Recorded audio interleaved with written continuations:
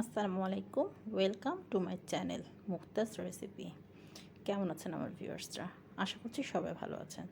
চালতার দিনে চালতার আচার বানাবো না তাকে কখনো হয়? তাই বাজারে চালতা ফুরিয়ে যাওয়ার আগে বানিয়ে নিন সেরা স্বাদে চালতার মিষ্টি আচার। এই আচারটা এতটাই মজার যে একবার বানালে নিমিষেই শেষ হয়ে যাবে।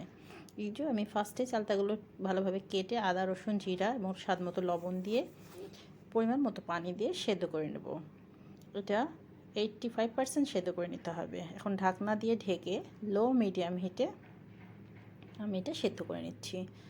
অবশ্যই লো মিডিয়াম হিট থাকতে হবে, আর নয়তো কিন্তু পানিটা শুকিয়ে যাবে, ভালোভাবে সেদ্ধ হবে না। এখন মশলা করে নেব। এখানে রয়েছে 5 ফোড়ন, আস্ত ধনিয়া, মিষ্টি জিরা যেটাকে মৌরি বলা হয়, শুকনো মরিচ, তেজপাতা। এগুলো আমি ভালোভাবে টেলে দেন একটু ঠান্ডা হলে আমি ব্লেন্ড করে নেব। এখন আমি একটা কড়াইয়ে পরিমাণ মতো সরিষার তেল নিয়ে নিচ্ছি। এখন তেলে রাখা মশলার কিছুটা পরিমাণ আমি এখানে তেলের সাথে অ্যাড করে দিচ্ছি। পুরোটা দেব না, অল্প কিছুটা দিব। দেন আমি এখন এখানে অ্যাড করে দেব খেজুরের গুড়, যেটাকে পাটালি গুড় বলা হয়। এর সাথে আমি আরও অ্যাড করে দেব চিনি।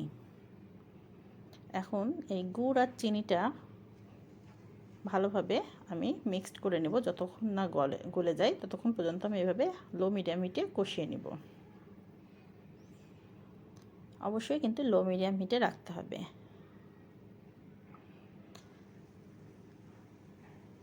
এই তো এখন আমি সেদ্ধ করা চালতাটা অ্যাড করে দিলাম, সাথে দিয়ে দিলাম সাদা ভিনেগার।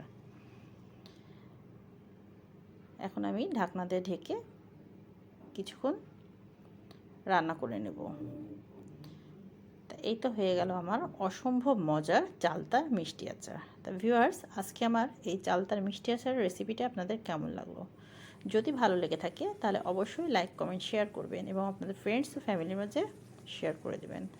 আর আমার চ্যানেলটিতে যদি সাবস্ক্রাইব করা না থাকে তাহলে ভালো লাগলে অবশ্যই সাবস্ক্রাইব করে আমার পাশে থাকবেন।